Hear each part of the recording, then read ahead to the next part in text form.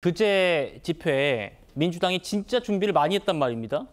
그러니까 시간도 민주노총 집회 이후에 딱 민주당의 집회가 이어지게끔 딱 이렇게 됐고 그렇게 준비를 많이 했는데 1차 때보다 줄었대요, 인원이. 이게 민주당의 추산입니다. 그러니까 이제 줄어든 이유가 무엇일까 이런 것들이 궁금해지는 대목인데 예. 이제 민주당이 1차 때는 30만이라고 주장했다가 2차 때 20만이라고 주장했잖아요. 그렇죠. 그 주장을 우리가 믿는다고 하더라도 33%가 줄어든 거고요. 그렇죠. 경찰 추산으로 보면 1차 때 17,000명에서 15,000명이 됐기 때문에 예. 저것도 많이 줄어든 게 됩니다. 경찰 추산이 2,000명 줄었는데 민주당 추산이 10만 명이 줄었습니다. 뭐 그러니까 경찰 추산이라는 거는 그래도 비교적 과학적으로 나오는 거거든요. 그게 3.3 제곱미터당 뭐 서 있을 경우 몇 미터, 몇 명 뭐 이렇게 해서 계산상으로 나오는 거기 때문에 그냥 정당이 뭐 일방적으로 어떻게 주장하는 거하고는 비교가 안 되는 과학성을 띠고 있죠. 네. 그런 점에서 본다면 뭐 여하튼 대략 보면 11월 2일보다 11월 9일이 훨씬 줄어들었다 하는 거는 뭐 명확한 움직일 수 없는 팩트인 것으로 보이고요.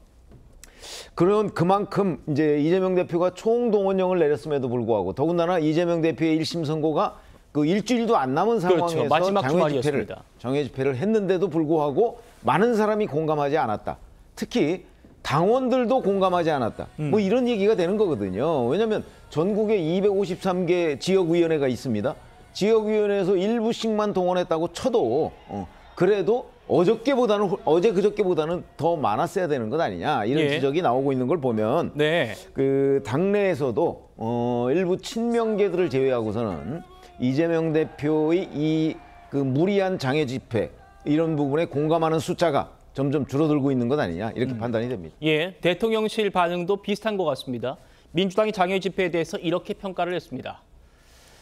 결국 국민은 사법 리스크 이재명 구하기에 한 발짝도 벗어나지 못한 것을 알기 때문에 국민들이 호응하지 않은 것 아니겠느냐. 김광삼 변호사님. 네. 이재명 구하기, 사법부 압박용 집회라는 거 국민들 다 알고 그래서 호응을 못 받은 거 아니냐 이런 지적입니다. 아니 그 이유도 제가 아마 있을 거라고 봅니다. 일단 민주당에서는 어떻게 해서든지 이제 탄핵의 어떤 촛불을 밝히기 위해서 엄청난 노력을 하고 있죠. 그런데 지난번보다 더 적게 나오고 지난번은 아마 그때도 이재명 대표 입장에서 보면 왜 이렇게 적게 나온다는 생각을 했던 것 같아요. 그렇죠. 그때도 그런 얘기가 있었어요. 그래서 내부적으로 와, 왜 이렇게 이것밖에 안 되냐는 얘기를 했다는 거고 그래서 이번에 2차 때는 좀 더 많이 지금 동원을 하려고 했는데 이게 잘 되지 않아요. 그런데 이게 몇천 명, 뭐 10,000명, 20,000명은 민주당 혼자 힘을 할 수 있어요. 그런데 이 범위를 벗어나려고 하면 국민의 호응이 있어야 하는 거거든요. 그래서 여러 가지 이유가 있을 텐데 일단 첫 번째는 이제 지금이 탄핵할 정도는 아니다고 국민들이 생각하고 있는 거죠.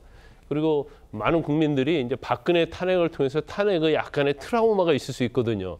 그러면 충분히 이건 탄핵이 가야만 한다고 생각하는데 거기 아직 이르지 않았다는 거고 그다음에 이 탄핵을 하려고 하고 하야를 요구하는 건데 이게 단지 국민을 위해서 하는 것이 아니고 이재명 대표의 선거를 앞두고 사법 리스크를 방탄하기 위해서 이걸 덮기 위해서 하는 것이 아니라는 의구심을 뭐 합리적 의구심을 누구나 가지고 있는 거예요. 그래서 거기에 이용당하지 않겠다는 국민들이 상당히 많을 것이다. 그러면 결과적으로 1차 집회 때도 마찬가지로 2차 집회 때도 자기들만의 잔치고 이재명 대표를 위한 장외 집회가 돼버렸기 때문에 3차 집회한다 하더라도 별로 그다지 많은 국민들이 호응하지 않을 것이다. 저는 그렇게 봅니다. 자, 탄핵을 빙자한 이재명 대표 구하기 집회에 국민들이 호응을 적게 할 수밖에 없을 것이다. 이런 말씀 주셨어요.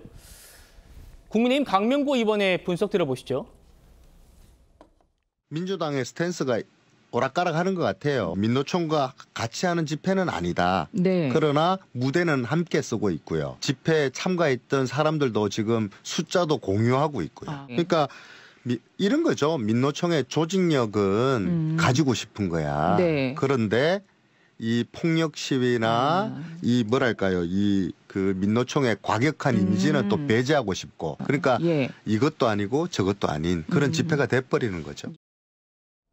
자, 김종태 대변인님. 자, 그러니까 이게 지금 첫 번째 지난주 그 집회 때 좀 총동원령을 내렸는데도 좀 적게 왔다 그래가지고 이번에는 민주노총의 집회 이어서 그래서 좀 군중들이 많이 있게끔 머물게끔 해보겠다라는 그런 전략도 있었던 것 같은데 이번에는 민주당이 민노총과 함께하기를 거부한 겁니까? 아니면 민노총이 거부한 겁니까? 아니면 그것도 아닙니까? 무대를 함께 쓴 건 맞습니다. 예. 무대를 함께 썼다라는 표현도 좀 잘못된 표현인 것 같고요. 민노총이 먼저 썼던 무대를 민주당이 재활용해서 썼다. 이게 아마 정확한 표현일 것 같아요. 같은 무대는 맞잖아요? 같은 무대는 맞죠. 그렇지만 함께라는 표현은 뭔가 행사를 같이 했을 때 하는 표현이니까 민주노총이 먼저 쓰고 비워져 있는 무대를 민주당이 재활용해서 썼다. 뭐 이렇게 표현한 게 맞을 것 같고요. 지금 민주당 저 자리에 있었던 분들을 보시면 뭐 다 아시겠지만 민노총의 어떤 그 조직원들하고 그 민주노총의 조직원들이 행사하고 난 이후에 민주당이 모여서 했던 건 전혀 다른 성격이었고 또 사람들도 달랐다. 민주당의 당원들 중심으로 해서 김건희 여사에 대한 특검을 촉구하기 위한 집회 형식을 정확하게 갖추고 했던 그런 상황이었기 때문에 민노총과는 다르고요. 민노총의 조직을 뭐 저희가 갖고 싶었다. 사실 뭐 저는 그렇게 생각하지 않습니다. 민노총에 계셔서 그 4시부터 활동했던 분들이 그분들이 그 민주당의 어떤 뜻에 동의해서 그 자리에서 남아서 계속 함께 하신 분들도 뭐 일부 계시긴 하실 테지만 그분들 자체가 저희하고 함께 아주 조직적으로 결합이 되어 있는 그런 상태는 아니었다라는 말씀을 좀 드리고 싶습니다. 예.